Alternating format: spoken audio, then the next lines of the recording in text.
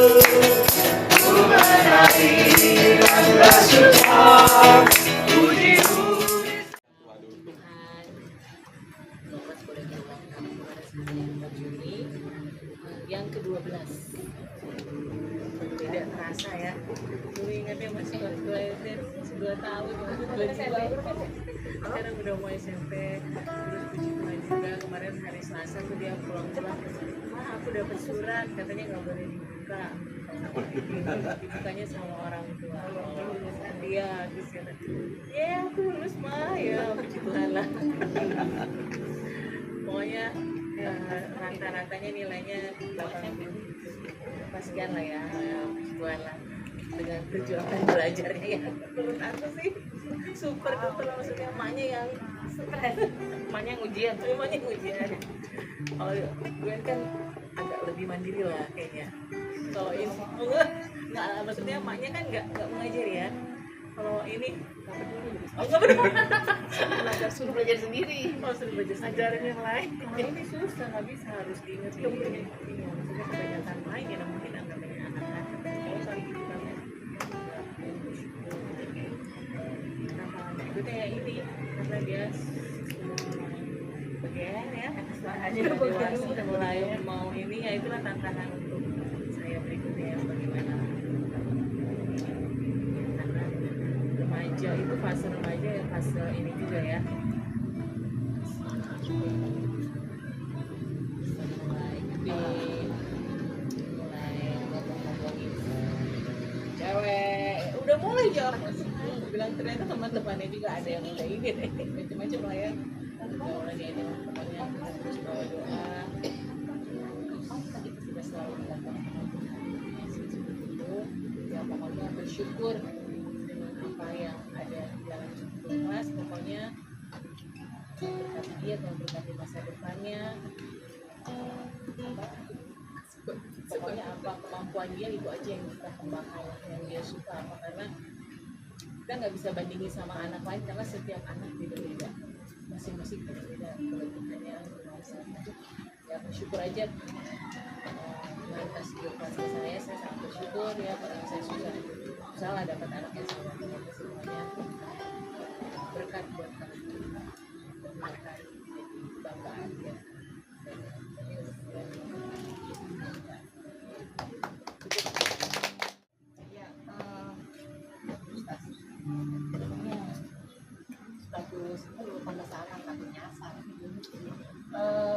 Ya bersyukur karena ternyata nggak kerasa juga ya, waktu berjalan sangat cepat.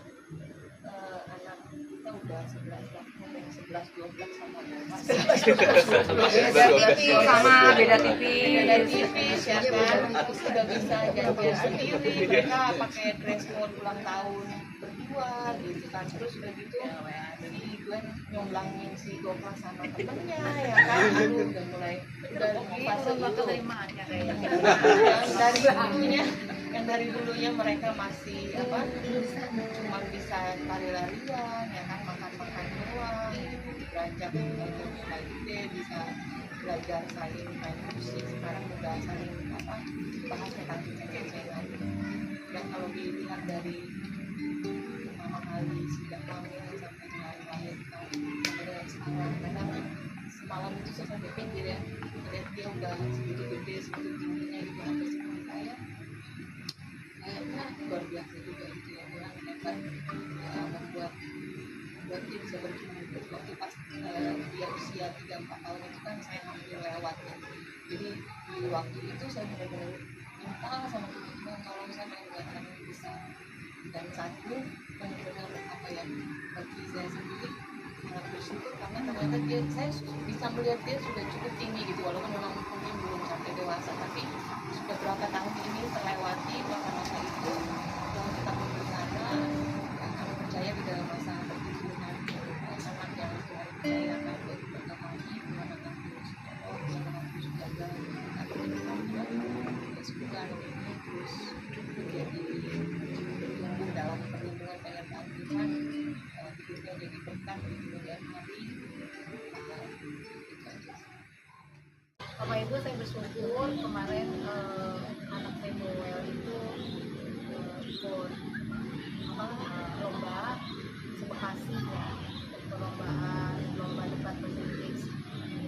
tuh kemarin saya ajakin ke itu kan ke villa itu, dia bilang mah mau belajar mah, mau belajar itu untuk lomba itu. Terus kan dia juara 1 di jadi di sana ada tim, ada yang tim, ada yang sendiri personal gitu, nantinya juara 1. Juara 1, nah nanti akan ditanding lagi di bulan Juli se-Jawa Barat. Jawa kemarin kan Bekasi, sekarang saya puji Tuhan banget ya, kalau pernah ngeliat Joel gitu, ngeliat juga cuma dia kirim video gitu doang kan. Ya anak ke sekolah juga saya sebenarnya tuh, jadi bapaknya aja kalau itu ke sekolah apa gitu, maksudnya nggak pernah lihat sehari-hari dari sekolah dan dia kirim video ke Bali gitu. Berarti banget gitu ya apa, sekarang udah pokoknya jauh lah, mandiri banget ya, baru kelihatan itu pas di SMA. Itu kan juga sekarang juga udah ikut kegiatan full DNA juga sekarang. Ini ya sekalian nilai bersyukur lah, pokoknya dia sekarang mengandalkan Tuhan, apa dia berdoa syukur Tuhan ke mana bisa buat anak bisa senang. Saya bersyukur juga Yoli juga lulus kemarin, ada pengumuman lulus kemarin minggu ini ya. Yoli bilang, "Ma, ini mama yang buka ya." Yoli hari ini deg-degan banget kayaknya gitu. Saya pikir ini anak santai-santai aja, ternyata masih ada deg-degannya. Sebenarnya yang lebih deg-degan itu mama ya, bukan dia sebenarnya. Jadi karena memang Yoli itu juga nggak bisa terpaksa belajarnya juga. Makin kita kerasin, makin kita ini, makin dia nggak mau belajar, malah nggak mau dibuka. Anaknya memang nggak bisa dikerasin juga gitu. Nah itu yang saya bikin deg-degannya, dia sudah mau menjelang ujian dia bilang nggak mau les lagi.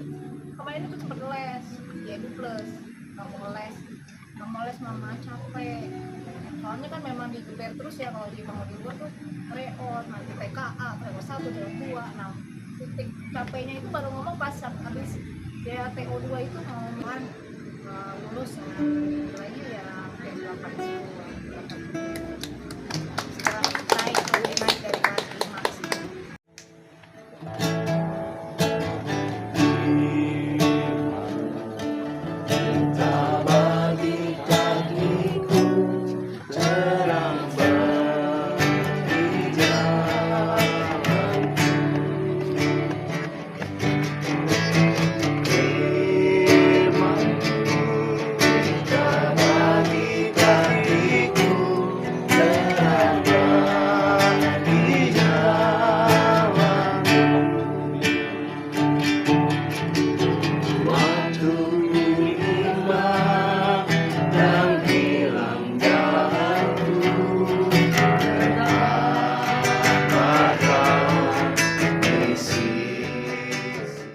Kita sama-sama buka ya di kitab 1 Samuel pasal 25. 5 sukat berti gandum, 100 buah kue kismis dan 200 kue ara, dimuatnyalah semuanya ke atas keledai. Lalu berkata kepada bujang-bujangnya, "Berjalanlah mendahului aku segera menyusul kamu." Tetapi Nabal suaminya tidaklah diberitahunya. 21. Ketika perempuan itu dengan menunggang keledai turun dengan berlindung oleh gunung, tampaklah Daud dan orang-orangnya turun ke arahnya, dan perempuan itu bertemu dengan mereka. Daud tadinya telah berkata, "Sia-sialah aku melindungi segala kepunyaan orang ini di padang gurun, sehingga tidak ada sesuatu pun yang hilang dari segala kepunyaannya. Dia membalas kebaikanku dengan kejahatan." 22. Beginilah kiranya Allah menghukum Daud, bahkan lebih lagi dari. Jadi tema firman Tuhan pada malam hari ini itu adalah hikmat dalam keluarga Bapak Ibu. Kita akan bersama-sama belajar dari tokoh wanita yang bernama Abigail. Nah, dikatakan tadi di kitab Samuel bahwa Abigail adalah seorang istri yang cantik, bijaksana, dan cerdas. Kayak siapa? Kayak di sini semua ya. Kayak di sini semua ya, cantik, bijaksana, dan cerdas. Kita percaya semua yang ada di Full Sriwijaya memiliki karakter seperti Abigail.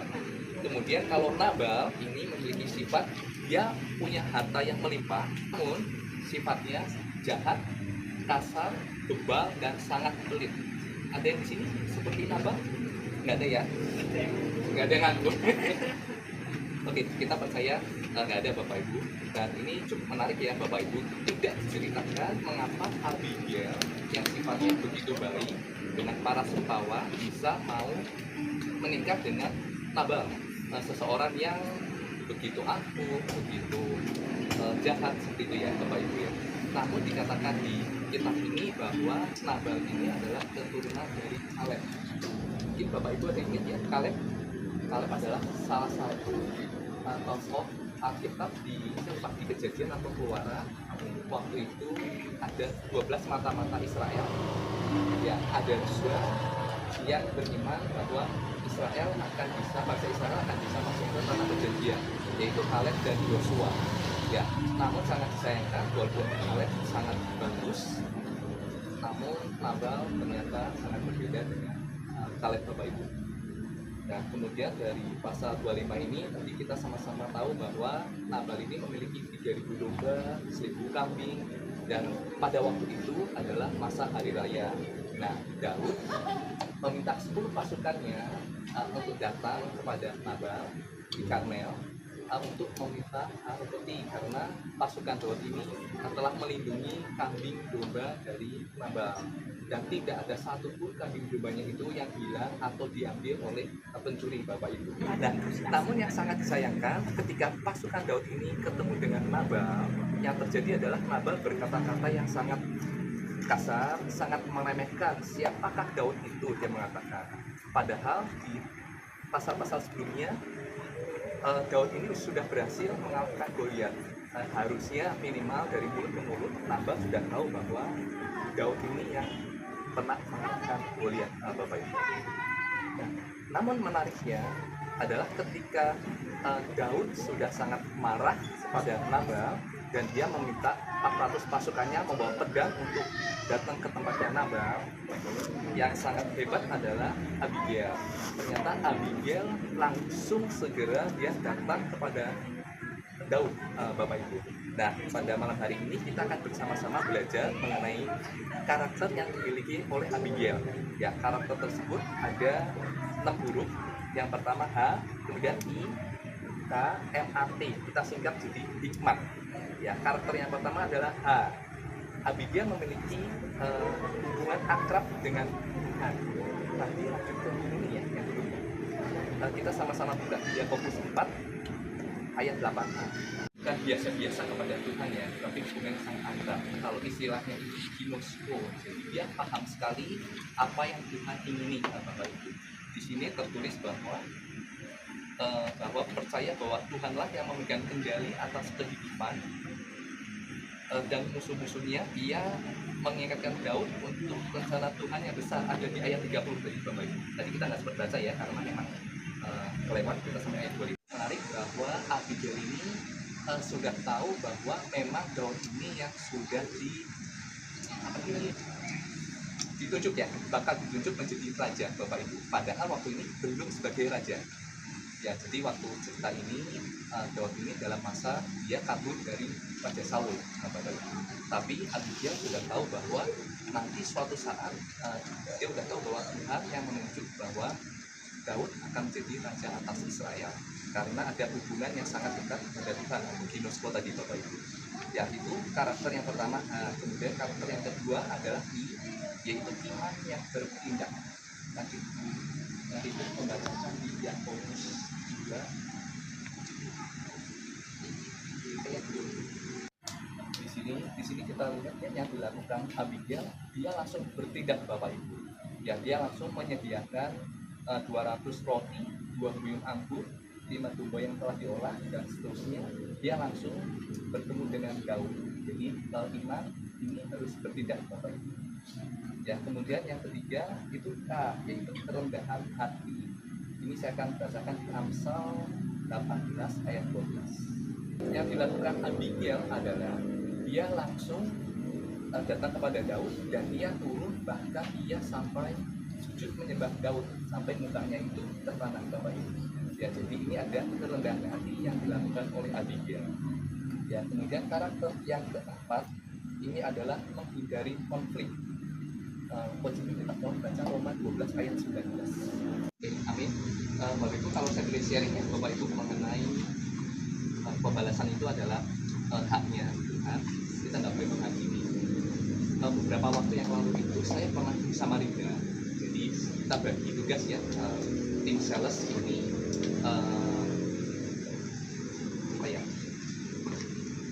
menemani customer yang ada di dalam bis, sedangkan saya menemani customer yang ada di mobil. Ya, jadi kita bagi tugas. Dan waktu itu entah kenapa PAC yang di dalam bis ini tiba-tiba marah kepada saya. Itu dan dilihat banyak customer yang waktu itu ya di dalam bis. Waktu itu rekan saya udah kasih tahu, itu harus kasih tahu nggak boleh seperti itu teman-teman kamu. Waktu itu saya bilang dalam satu. Nah, yang cukup menarik adalah setengah jam setelah kita berangkat dan turun dari bis, teman saya yang sempat berkata-kata nggak enak itu kepada saya, entah kenapa dia tiba-tiba punggungnya itu terbentur besi dan cukup parah. Dia langsung datang kepada saya dan dia malah bilang kepada saya, "Jok, sorry ya tadi," gitu kan. Dia langsung minta tolong saya ngobatin bekas di punggungnya Bapak Ibu. Dan kadang-kadang kita dalam menghadapi sesuatu dalam kehidupan, ya, pasti banyak ya kita mengalami hal-hal yang tidak enak, entah perkataan, entah perbuatan. Tidak selamanya kita perlu langsung melawan Bapak Ibu. Kita percaya bahwa yang menghakimi sudah cukup Tuhan. Ya, itu yang tadi dikatakan di Roma 18 ayat 7. Jadi penghakiman itu adalah Tuhan. Oke, kemudian kita baca karakter yang dibikin dari Abigail adalah amarah dipadamkan, itu A. Ada di Amsal 15 ayat 1. Kata yang lemah lembut ini dia bisa meredakan kegeraman. Begitu juga seperti kisah Abigail ini, dia bisa mengatakan sesuatu kepada Daud yang waktu itu lagi meletup-letup emosinya, dan Daud tahu bahwa apa yang dikatakan Abigail itu adalah benar ya Bapak Ibu. Daud tidak menjadi membunuh Nabal Bapak Ibu, tidak menjadi marah. Kalau Bapak Ibu nanti bisa lihat di ayat yang di bawah, akhir ceritanya Nabal akhirnya meninggal. Ya, tapi bukan karena dibunuh oleh Daud Bapak Ibu. Nah, ini begitulah biasanya di anak kita ya Bapak Ibu. Melalui Abigail ternyata Daud juga lolos dari tangan yang bersalah ya, karena tidak perlu dia harusnya membunuh Nabal Bapak Ibu. Itu karakter kelima dari Abigail. Dan yang terakhir dan yang paling penting adalah karakter T, yaitu adalah takut akan Tuhan. Kita tolong Pak Juni, Amsal 9 ayat 10 ya Pak Juni. Segala hikmat ini kan sumbernya dari Tuhan Bapak Ibu. Ketika kita takut akan Tuhan, itu kita akan mendapatkan hikmat dari yang Maha Kuasa ya Bapak Ibu, dari Tuhan Allah itu sendiri. Nah, bagaimana agar kita bisa takut akan Tuhan? Otomatis di dalam kehidupan sehari-hari kita harus sering membaca firman Tuhan, kemudian berkumpul bersama seperti ini ya Bapak Ibu ya, kita melakukan konsel dan seterusnya.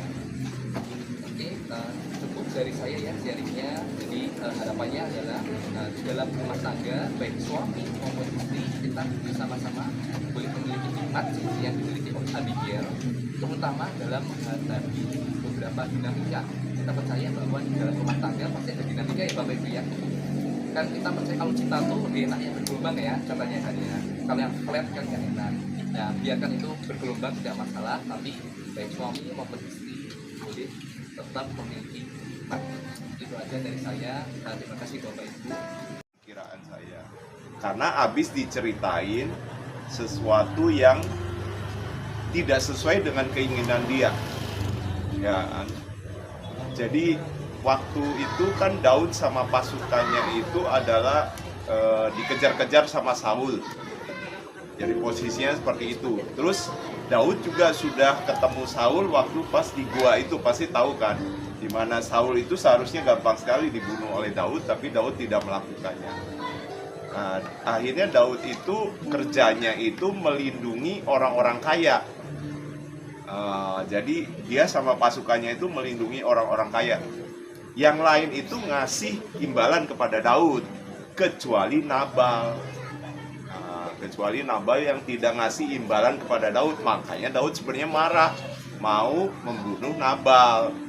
Nah, terus Abigail datang duluan sehingga Daud tidak jadi marah. Nah, makanya salah satu di dalam singkatan hikmat itu ada M, meredam amarah Daud. Ya. Nah, dari situ terus akhirnya Abigail menceritakan sesuatu kepada Nabal dan Nabal itu tidak terima. Nah, mungkin saya juga ngalamin ya. Sebagai seorang laki-laki, suami itu kalau pas sesuatu yang tidak sesuai dengan yang diharapkannya diceritakan sama istrinya, pasti marah. Ya. Nah, saat itu Nabal tidak menerima. Menurut saya itu pasti kena serangan jantung yang akhirnya kena stroke. Dia membatu. Setelah itu kan beberapa hari di ayat berikutnya dikatakan bahwa Nabal mati dengan sendirinya. Sehingga Daud tidak jadi membunuh Nabal. Ya, seperti itu. Ya, saya sih cuma melihat bahwa ternyata stroke itu sudah ada dari zaman dulu. Jadi hati-hati, obat stroke ternyata satu, hikmat. Meredam amarah. Jadi kalau kita mau ini sesuatu, hikmat aja sehingga itu tidak jadi stroke. Menurut saya gitu, Pak. Ya. Ya, Saudara Pak Yohanes, betul nggak? Ini tanya ahlinya, Tanya. dokter. Iya, Sarah. Kata-katanya kepentingan jantung. Jadi henti jantung. Membatunya karena tidak ada aliran. Karena mati, bukan karena stroke ya? Atau karena emosi Jantung itu kan yang pompa darah ke seluruh badan itu jantung. Serangan jantung. Tapi nggak langsung mati loh, Bu. Itu di situ disebutnya. Karena kan logikanya jantungnya berhenti yang pompa darah ke seluruh. Jadi kan pompanya memang dari jantung bukan dari otak. Mungkin nggak ada dokter, jadi waktu membatu nggak dicek sama dokter, jadi baru ketahuan berapa hari kemudian. Setelah nggak bisa ngapa-ngapain itu mati. Nggak bisa ngapa-ngapain. Karena kan bukan membatu, bukan tetap bergerak. Ya, tapi kayak orang Sebagian kayak orang itu iya lumpuh yang udah ya. Udah yang Jadi kalau stroke itu kan hanya satu sisi, tidak pernah terjadi dua sisi. Kalau dua sisi itu kita pertanyakan dua sisi. kanan kiri, serangannya kanan kiri. Oh, tapi ada yang sampai nggak bisa bangun kan, Bu? nggak bisa bangun begini aja tidur. Ya kalau dia memang sudah berkali-kali atau sudah lama, iya itu pasti sedikit atau otot. Tapi tetap seperti khasnya adalah satu sisi, tidak pernah Oh iya. kalau total semua kita nggak bicara stroke kecuali dia misalnya serangan stroke di kanan terus besoknya kiri bisa Ya bisa jadi. tapi selalu serangan itu satu sisi Kelihatannya tuh dia langsung tidur begitu loh. Ada 2 orang aja nggak bisa bangun. Ya tapi percaya banget bahwa Tuhan tuh nggak pernah tinggalin kita. Itu aja sih. Ada satu sisi kayak Tuhan jawab semua gitu kan, kayak ini kan masalahnya itu kan dengan manusia ya. Kalau saya kan beriman Tuhan pasti sediakan. Cuman tuntutan manajer itu tuh kayak harus setiap hari report, setiap minggu harus report, siapa yang visit, kayaknya memang pergumulannya adalah saya bukan mengarang, saya membawa orang untuk visit gitu kan. Walaupun kemarin itu NUP orangnya nggak visit, NUP juga gitu, orangnya nggak visit, beli NUP gitu ya. Tapi mereka tuh pakai apa sih istilahnya algoritmanya sales gitu. Jadi kalau kamu bawa 5 sales, kemungkinan 1 goal gitu. Mereka nggak bisa dibilang mukjizat atau mereka tuh ya ada sedikit banget lah gitu. Sampai saya tuh kayak udah dikenal bahwa iya nih, saya ketemu Bu Eva, mungkin ada beberapa yang masih kenal yang tadi di sini. Bilang, aduh iya Bu Dida itu kayak ini ya. Kadang-kadang manajer itu stres tuh kalau ketemu sales yang kayak gitu karena jalur mukjizat. Jalur langit gitu. Tuhan udah atur, sedangkan Sedangkan kalau mereka kan pakai catatan gitu, report ke atasan tuh juga catatan gitu. Jadi ini lagi doa banget gitu supaya ada jawaban. Terima kasih ya. Kalau menurut saya sih kalau kita datang sama Tuhan misalnya sepertinya aduh kamu kayaknya berhenti deh bulan ini tidak misalnya ya kayak seperti Nabal tadi karena bebal itu tadi kayak gitu. Tapi kita bisa jadi Abigail untuk datang sama Tuhan untuk bisa merubah apa yang sepertinya kayak karena kamu nih malas, karena kamu ini, karena kamu kurang misalnya ya gitu. Tapi Tuhan bisa rubah segala sesuatu dan saya percaya itu jalurnya itu Tuhan sudah kasih sama kita porsian kita. Cuman emang nggak bisa ngelawan ya dengan PIC, dengan manajer. Ya gitu sih. Bulan ini menjadi bulan yang menjadi doa karena targetnya itu walaupun udah NUP harus BFA. Jadi saya kurang BFA. Mana yang mau beli? Gitu. BFR itu jualan yang sudah launching gitu ya. Apa sebenarnya ada singkatannya ya? Pokoknya pembelian langsung lah yang unit yang sudah tersedia. Kalau NUP itu kan nomor urut pembeli berarti barangnya belum launching. Gitu. Jadi penjualannya belum ada tapi saya udah punya tiket orang untuk akan membeli di saat launching. Sedangkan Lipo kan punya banyak produk yang bisa dibeli gitu, cuman saya sampai ngomongin bukan membela diri ya, sampai bilang ayo buka lagi dong lokasi yang lain karena lokasi-lokasi ini tuh emang konsumennya nggak mau gitu, bukan kita nggak disetir konsumen ya, memang konsumen yang nggak mau, itu adalah hak konsumen. Cuman kalau lagi berhadapan dengan manajer itu kamu nih kurang pinter nih menarik konsumen ini suka produk kita, padahal kan kita nggak bisa ya, pasti tahu ya beberapa sales itu nggak bisa gitu untuk memaksakan konsumen untuk dagangan kita, kecuali dagangan bakso ya udah ketahuan kalau udah tahu enak mah lapar beli baksonya gitu. Apalagi udah baunya ini. Ya bukan beli bakso ya, beli rumput banget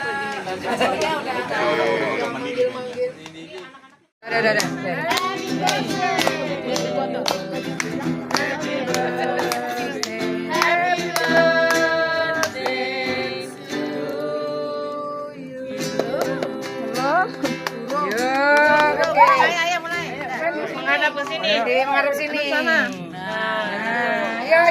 Jadi foto cepat foto. Happy birthday to you. Happy birthday. Happy birthday. Happy birthday. Happy birthday. Happy birthday to you.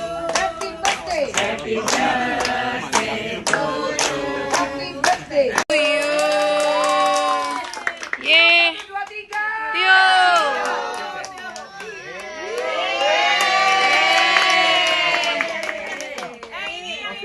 Yang itu bareng-bareng. Udah kayak main game ya? Peke. Yeay.